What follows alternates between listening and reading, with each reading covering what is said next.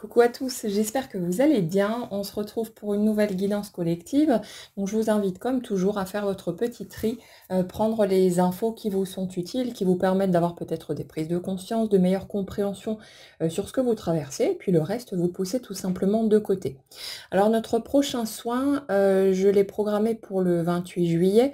Ce sera sur le thème s'autoriser l'abondance sous toutes ses formes, donc que ce soit le plan financier, l'abondance de joie, d'amour, de peu importe. Le fait en fait de travailler à faire tomber, vous savez, ces barrières qu'on se met parfois, inconsciemment, hein, bien sûr, et qui font que, on refuse en fait de recevoir parce qu'on s'accroche encore à des croyances qui disent qu'on ne mérite pas, qu'on n'est pas suffisant, ou alors qu'on doit, payer une espèce de contrepartie pour recevoir des bonnes choses dans un domaine ou dans un autre. Enfin, il y a tout un tas de, d'éléments, qui représentent des freins et qui font qu'au lieu d'utiliser ce pouvoir créateur qui est le nôtre et qui nous permet vraiment d'accéder à une expérience beaucoup plus vaste et beaucoup plus riche dans tous les sens du terme, bah, on a tendance encore à se restreindre, à se freiner, à se punir quelque part, se priver soi-même. Et donc, on va aller bosser là-dessus et puis voilà, continuer à faire bouger les choses à son rythme, à intégrer, à accueillir tout ça et puis voilà. Alors comme d'habitude, il y a un post sur l'onglet communauté où je publie toujours, ces informations-là et puis vous avez le lien, dans le descriptif sous la vidéo qui ramène à mon site où il y a exactement les mêmes infos, donc que vous cherchiez par là ou par là, ça revient exactement au même. OK, alors pour notre, énergie du jour, ça me dit, j'en ai marre d'avoir l'impression de cogiter en permanence ma vie, plutôt que de la vivre concrètement. Hem, j'ai l'impression d'être tout le temps en train de, me méfier de tout et de tout le monde, à vouloir tout comprendre, tout analyser, tout décortiquer pour être sûre de ne pas passer à côté, d'un indice, d'un élément qui me permettrait de voir venir le piège ou peu importe. Mais, j'en ai assez de ce manque de spontanéité. J'aimerais revenir à quelque chose de plus naturel, de plus vivant, au lieu d'avoir ce sentiment en permanence de calculer mes choix, mes faits et gestes pour tenter d'aller dans les directions souhaitées, au lieu de simplement vivre l'expérience et voir ce que ça donne. Alors en fait, dans l'énergie que je ressens ici, on a une personne qui, à force de déception, de souffrance, à force de se prendre des casseroles, a fini par, chercher justement à comprendre le mode d'emploi de la vie, des choses, des gens, et tout ce qui s'ensuit.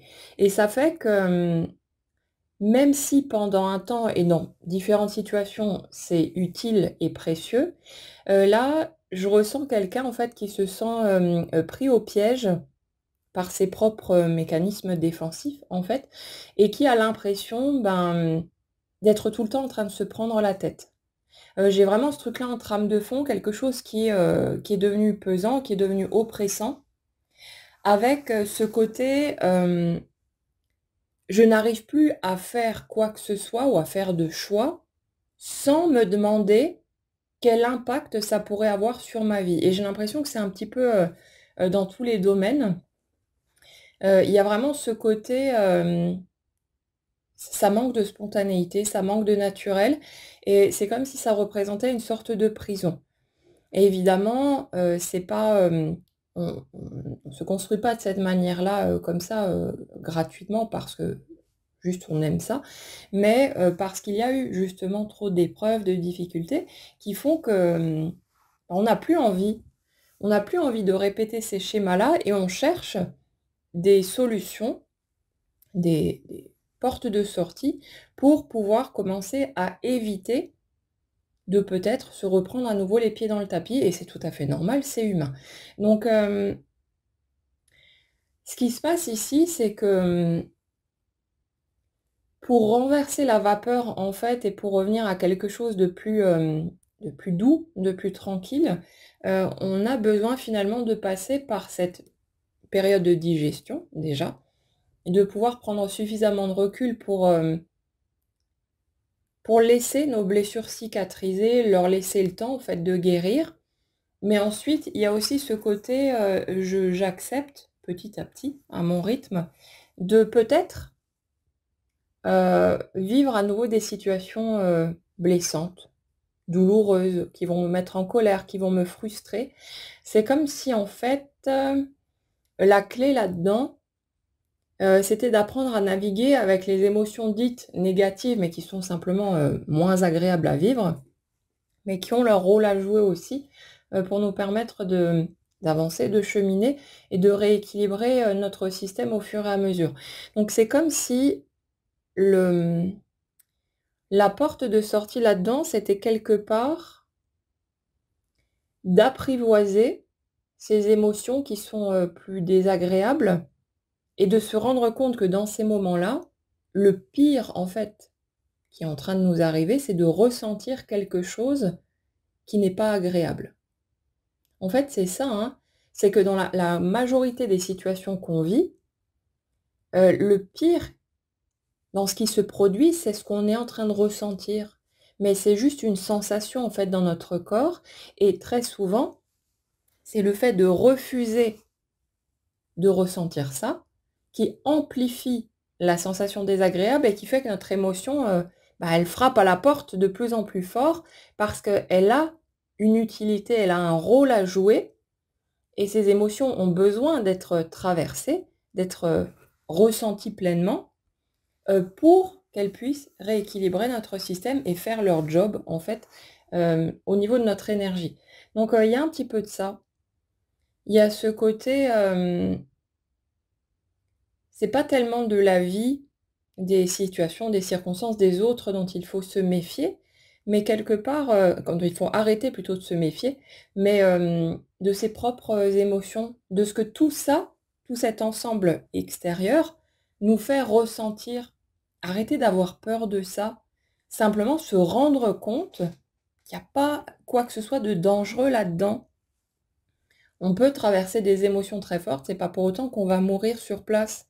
Donc, et ça, on peut l'observer dans son passé.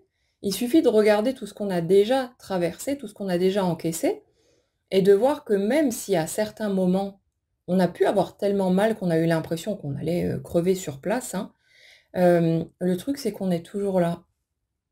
On est toujours là à pouvoir observer ça tranquillement, de là où on regarde aujourd'hui, à un moment de notre vie où c'est apaisé, où la plupart du temps c'est guéri et où c'est OK. Et on peut constater, on peut faire cette observation qu'en fait, le pire là-dedans, c'était ce ressenti, un simple ressenti, une simple sensation. Et peut-être que petit à petit, on peut apprendre à les rencontrer, ce ressenti, plutôt que de s'en méfier comme de la peste et de croire que, c'est une espèce de monstre, qui va nous sauter, dessus et nous manger tout cru alors qu'en fait, non. Il n'y a pas de ça, là-dedans. Donc, dans cette énergie sur laquelle on est aujourd'hui, il y a ouais, quelque part, ce ras-le-bol de ses propres défenses, en fait. On a quelqu'un qui, dans un réflexe tout à fait naturel, a construit des barrières autour de lui, autour d'elle, parce que cette personne ne voulait plus ressentir toute cette douleur et s'en prendre plein la figure, avoir l'impression d'être écorché par le moindre petit accroc, qui pouvait se produire dans son quotidien.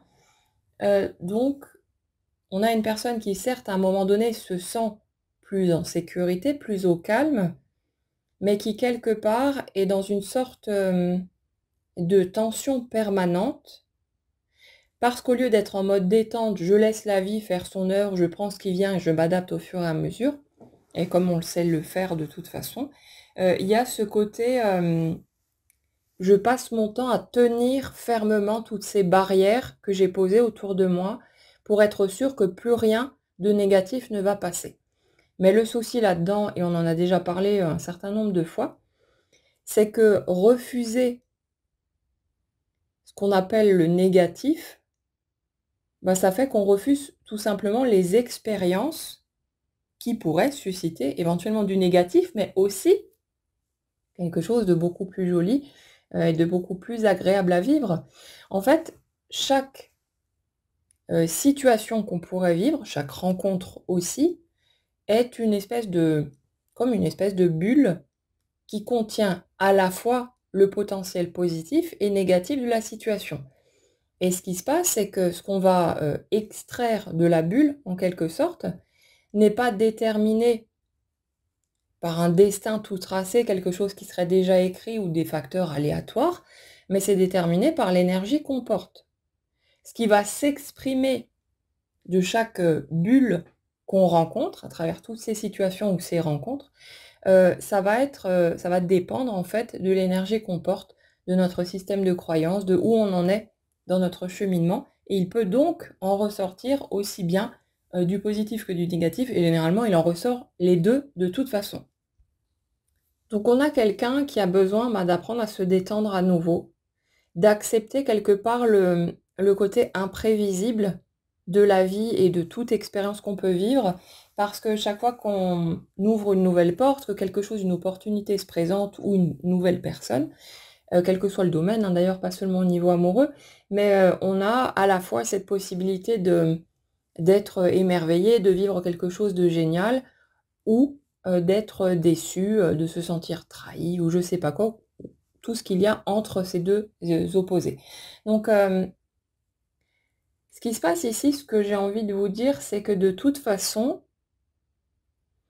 arrivé à un certain stade de ras-le-bol, de lassitude, de ce côté, je passe mon temps à réfléchir ma vie au lieu de la vivre, il y a un lâcher-prise qui se fait naturellement. Le lâcher-prise, ce n'est pas quelque chose qu'on peut contrôler à partir de son mental et ce serait juste, totalement contradictoire, par rapport à la définition même du lâcher-prise. C'est quelque chose qui se fait spontanément quand notre jauge de lassitude, de ras-le-bol est suffisamment pleine. Il y a quelque chose qui bascule automatiquement et qui s'ouvre, donc n'ayez pas peur de ne pas y arriver, ça viendra de toute façon. Le mieux qu'on puisse faire en attendant d'atteindre cette étape, c'est peut-être d'apprendre à se foutre la paix. Je cogite tout le temps, eh ben je me lâche la grappe avec ça. Peut-être qu'au-delà du côté chiant d'avoir l'impression d'être tout le temps en train de tout décortiquer, tout analyser, comme on est en train de le faire d'ailleurs dans ces guidances, il y a ce côté aussi, qui peut être extrêmement jouissif en fait, quand on aime comprendre comment fonctionnent les choses, quand on aime voir l'envers du décor, avoir un autre angle de vue en fait, il y a des choses extrêmement passionnantes là-dedans aussi.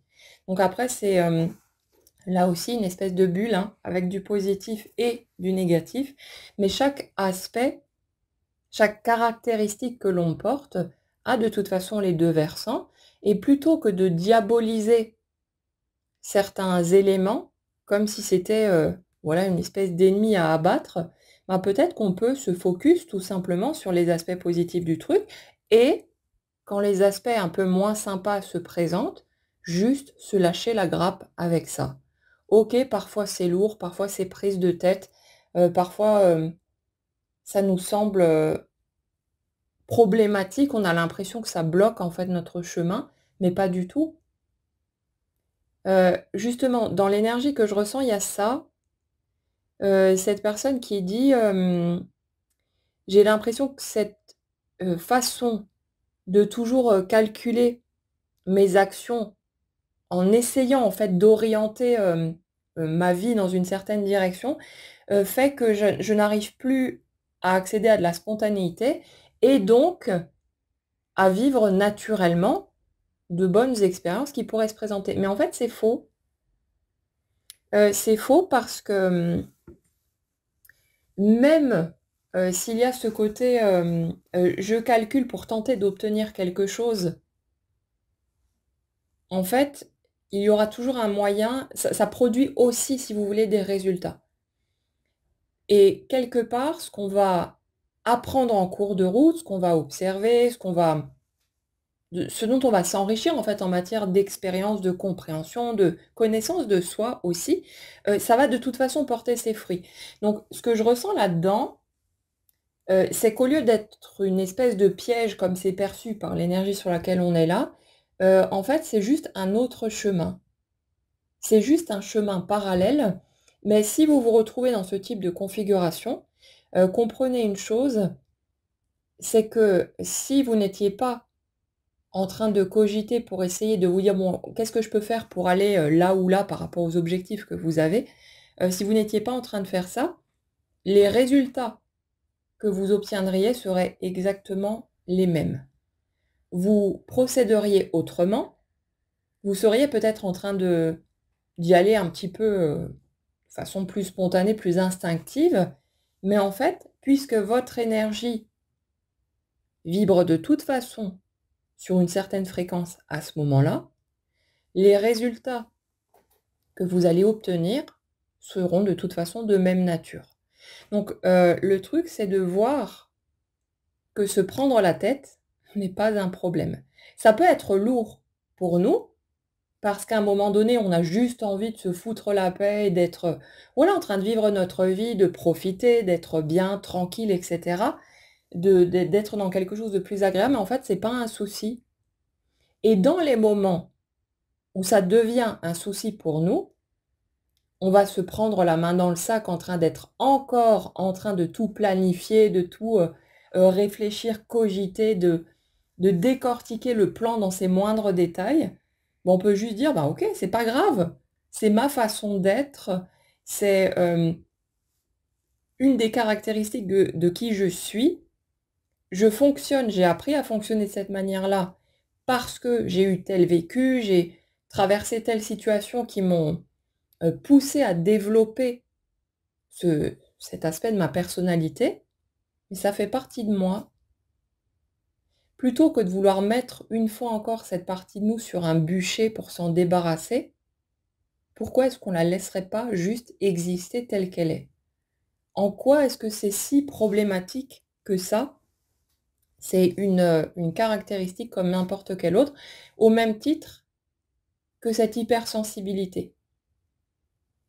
Très souvent, en tant que personne très sensible, on a eu tendance à voir cette sensibilité comme un fardeau, notamment parce que pour la majorité d'entre nous en tout cas, on a grandi dans des familles où, cette sensibilité n'était pas autorisée.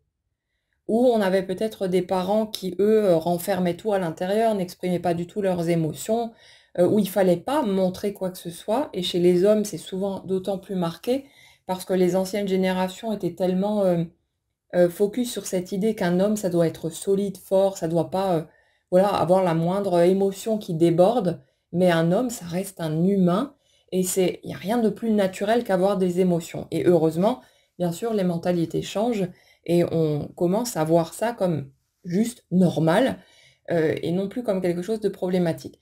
Mais le truc, c'est que cette sensibilité, elle a, elle aussi, été perçue pour beaucoup d'entre nous, hem comme un élément problématique, comme une anomalie, comme si c'était, nous qui avions un problème, que c'était pas normal, naturel que ce soit comme ça, alors qu'à un moment donné dans notre vie, on finit par ouvrir les yeux, d'une façon ou d'une autre, et se rendre compte que non, c'est juste un morceau de qui nous sommes.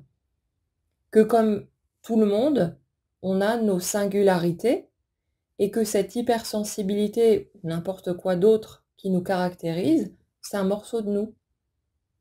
Pourquoi est-ce que, on devrait, stigmatiser cette partie-là, sous prétexte que la majorité des gens ne vivent pas de cette manière-là? Est-ce que parce que les autres, la plupart des autres, ne connaissent pas ça, est-ce que c'est forcément, eux qui sont dans la norme et nous qui serions, des espèces d'extraterrestres? Pourquoi? Absolument pas. C'est juste qu'on a cette singularité, qu'on fonctionne de cette manière-là, et le plus beau cadeau qu'on puisse se faire, c'est à un moment donné de commencer à se lâcher la grappe avec tout ça et de simplement se prendre tel que l'on est. Voilà la sensibilité qui est la mienne.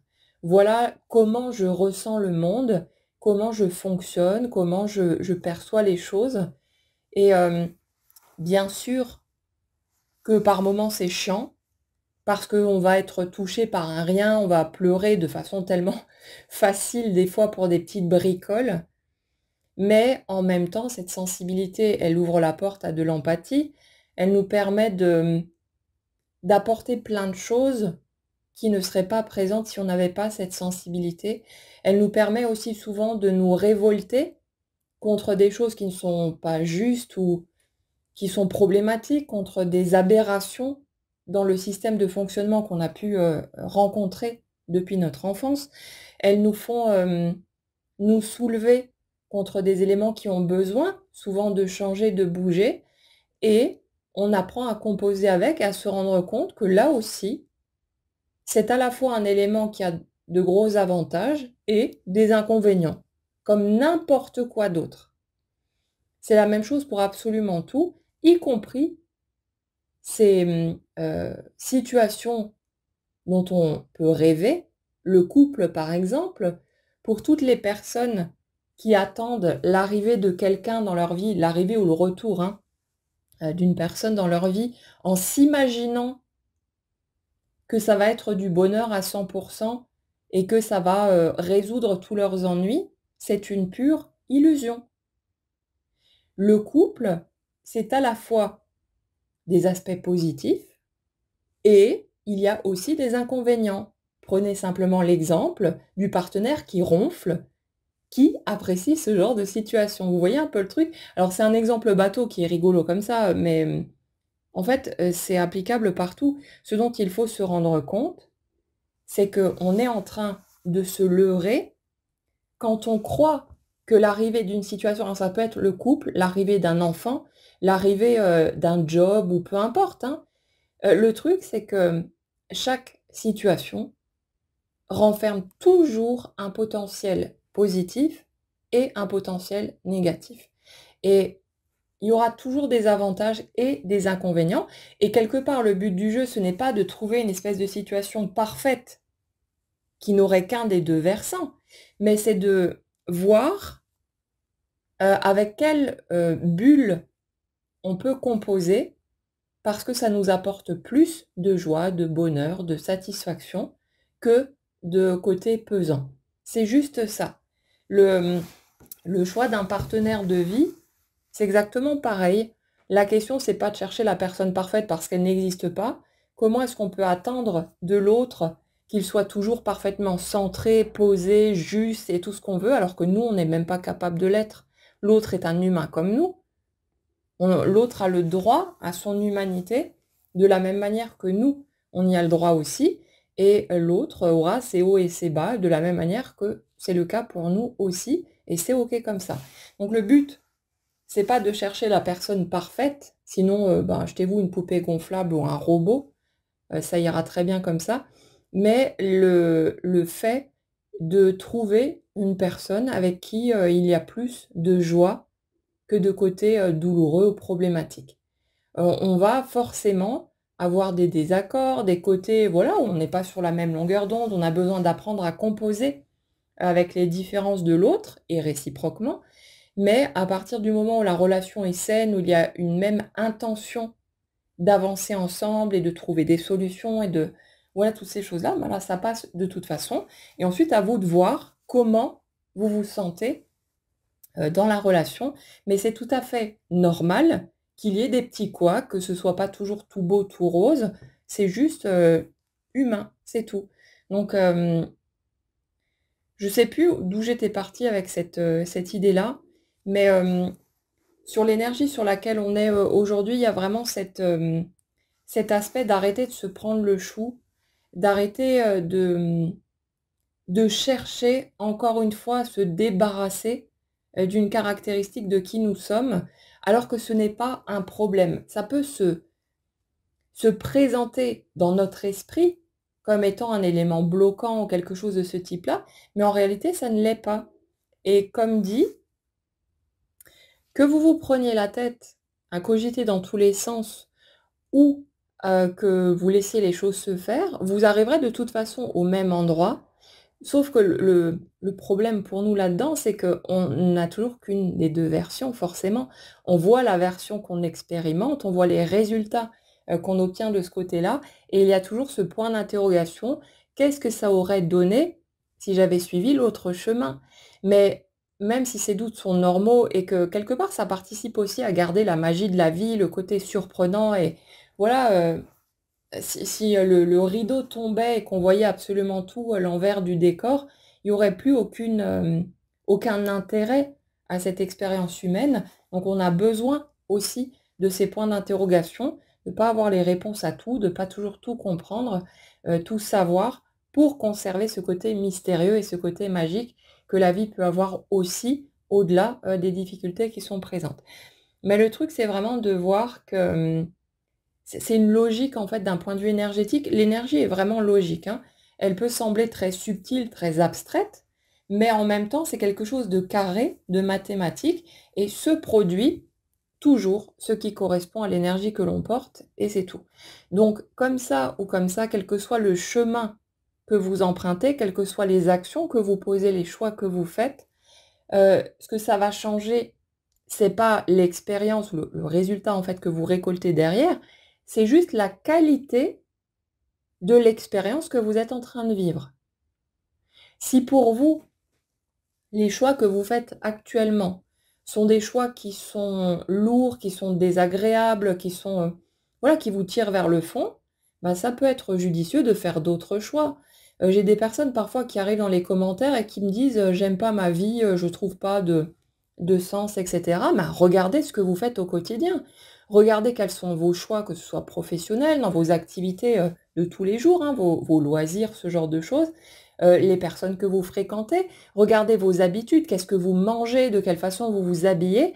Est-ce que chacun de ces éléments, qui peuvent certes sembler des détails, mais qui ont leur importance, qui pèsent leur poids en fait dans la balance, est-ce que tous ces éléments-là sont source de plaisir, de satisfaction, ou est-ce que c'est des choses que vous faites par habitude, par réflexe, par paresse peut-être de remettre en question tout ça, et qui finalement ne vous apportent pas ce que vous recherchez?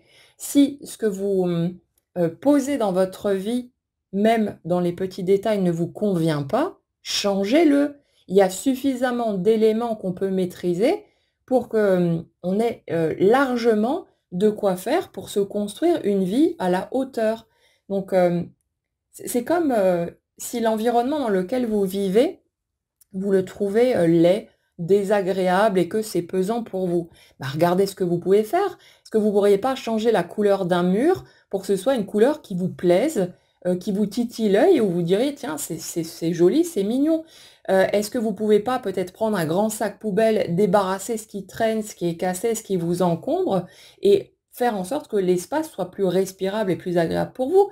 Qu'est-ce qui est faisable directement, sans avoir besoin d'attendre sur quoi ou qui que ce soit, pour transformer l'expérience que vous vivez en quelque chose de plus agréable. Et ça va passer par de petits détails. Je parlais de nourriture, mais le truc, c'est que si vous mangez toujours des repas par habitude, parce que c'est pratique, que vous avez votre petite liste de courses toute faite et que chaque semaine vous mangez les mêmes choses juste parce que c'est confortable comme ça, mais que dans ces étapes-là, vous ne ressentez aucun plaisir parce que c'est devenu fade, c'est devenu, voilà, une habitude et ça n'a plus aucun intérêt.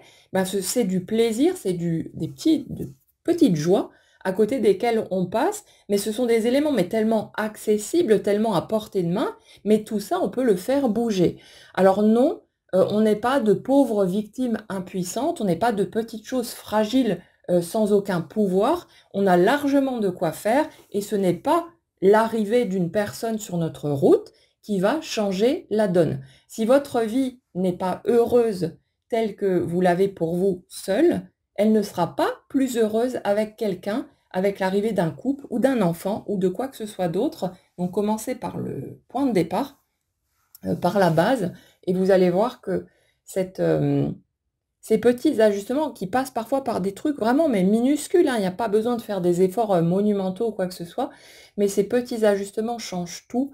Ça change la qualité de ce qu'on vit au quotidien. Ce sont des petites touches de joie, de plaisir, de satisfaction et ça change la façon dont on se sent globalement et forcément, bah, plus on va dans un sens, aligné à ce qui nous apporte de la joie et plus on va avoir des expériences joyeuses, se pointer aussi.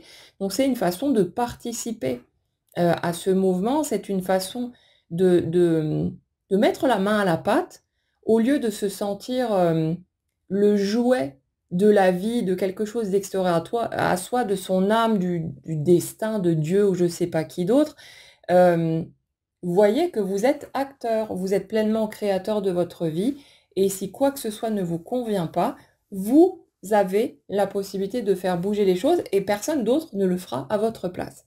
Les autres ne sont pas là pour ça, ce n'est pas leur rôle et ce n'est certainement pas le rôle d'un amoureux ou d'une amoureuse de venir vous sortir de votre malheur. C'est à nous de sortir de notre caverne, d'oser regarder en face ce qui est en place actuellement et de commencer par un bout. On n'a pas besoin de tout faire bouger en même temps, on n'a pas besoin de faire des efforts surhumains, mais un petit détail par-ci, un autre par-là, et au fur et à mesure, ça se construit, on reconstruit, on remodèle cette vie pour qu'elle ressemble à quelque chose qui nous plaît, qui nous plaira vraiment cette fois, et ça change vraiment le ressenti qu'on a au quotidien, plutôt que de rester dans « Ah, bout, ma vie est si pesante, je n'y trouve aucun intérêt, blablabla ». En fait, non, on a juste à bouger un petit peu nos fesses et à prendre les choses en main. Et n'importe qui peut le faire, quel que soit notre âge, quel que soit notre parcours, il n'y a pas d'excuses qui tiennent.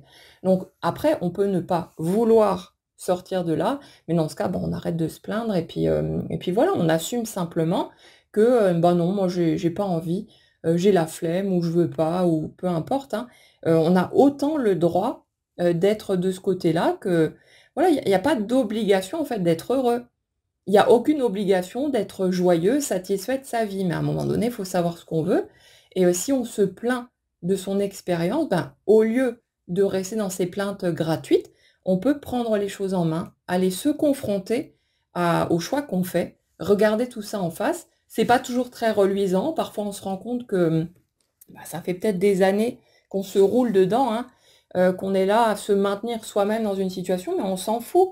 C'est entre nous et nous. On n'a pas besoin d'aller le crier sur tous les toits. On a fait ce qu'on a pu pendant ce temps-là, mais à un moment donné, si on veut vraiment que les choses bougent, on fait bouger les choses.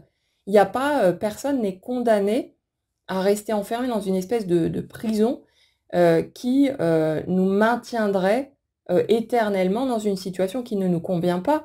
Quand il n'y a pas de changement en fait qui prennent forme, c'est qu'il y a une part de nous qui ne veut pas de ces changements, ou pas pour le moment en tout cas, et dans ce cas, aller se reconnecter à sa vérité intérieure, aller essayer de regarder ce qui se passe, quelle part de nous peut être arrangée par tout ça, on arrive toujours à trouver une raison si on veut bien faire preuve d'un minimum d'honnêteté. Donc voilà. Donc pour revenir sur l'énergie sur laquelle on est aujourd'hui, oui, on a une personne qui est un peu plus ou moins excédée par sa façon de toujours essayer de se prémunir en fait du moindre malheur. Mais si on observe un petit peu notre vie, notre parcours, on se rendra compte que même essayer de tout comprendre, de tout prévoir, de tout anticiper, n'empêche pas les choses parfois douloureuses d'arriver. Donc plutôt que d'être dans cette méfiance excessive à s'imaginer qu'on peut contrôler avec notre mental, notre volonté ou notre vigilance les événements qui vont arriver, on peut juste apprendre à s'incliner. Accepter que parfois, oui, il y a des choses difficiles et douloureuses qui vont se présenter, mais de voir que on sera sans doute capable de les surmonter une fois de plus. Et puis voilà, on avisera sur place.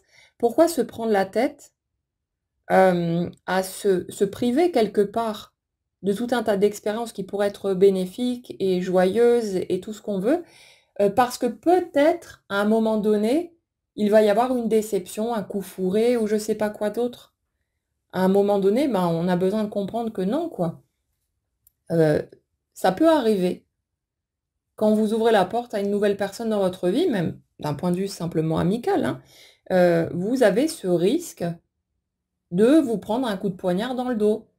On ne sait pas, on ne peut pas prévoir, mais voyez aussi que pour les personnes précieuses que vous avez dans votre quotidien, que vous avez croisées sur votre chemin tout au long de votre parcours, si vous aviez agi de la sorte et que vous aviez d'office fermé la porte en vous méfiant d'un éventuel coup de poignard, vous seriez passé à côté de tout un tas d'expériences extrêmement positives, de liens précieux et de jolis partages, de jolis échanges que vous avez pu vivre parce que vous avez ouvert cette porte. Donc après, n'essayez pas de forcer le passage si vous sentez que vous butez encore contre et que ça vous semble pas accessible pour le moment. Laissez-vous le temps, laissez-vous le digérer, foutez-vous la paix. Une fois de plus, ça restera toujours notre mot d'ordre ici.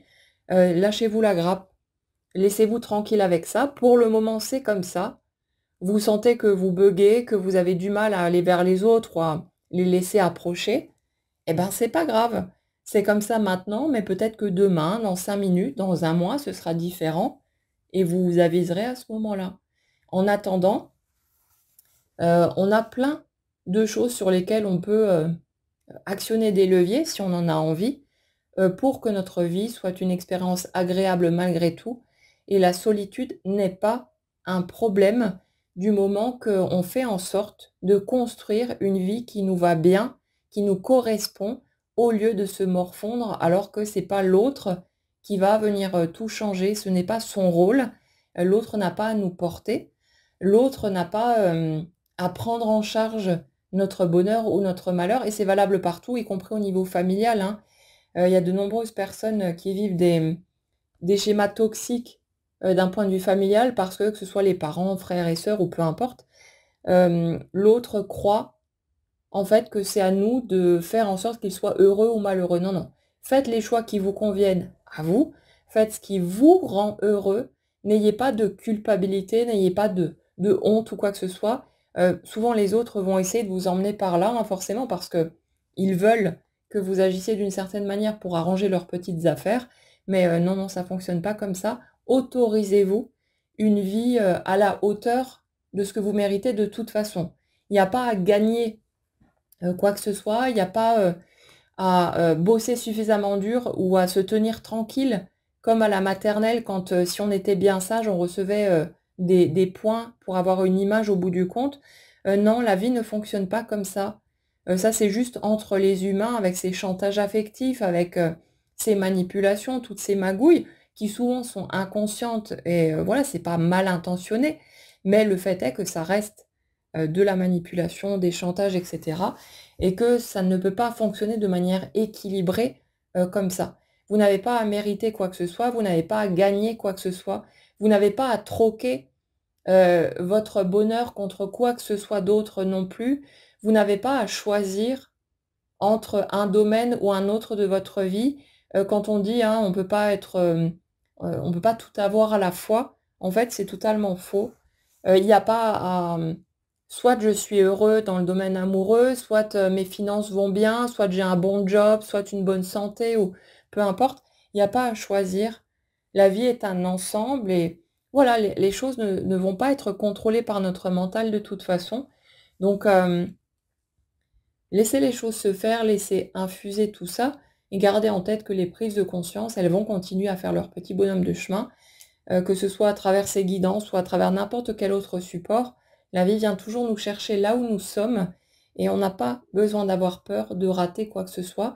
C'est juste que parfois on met du temps à comprendre que bah, on en vaut la peine, nous aussi, qu'il n'y a pas des personnes qui méritent plus que d'autres et qu'on n'a pas, on n'a plus à refuser, à se fermer la porte aux joies de la vie, quelle que soit leur nature, sous prétexte qu'on ne serait pas une assez bonne personne ou qu'on n'aurait pas fait ce qu'il faut ou agi de la bonne manière ou je sais pas quoi.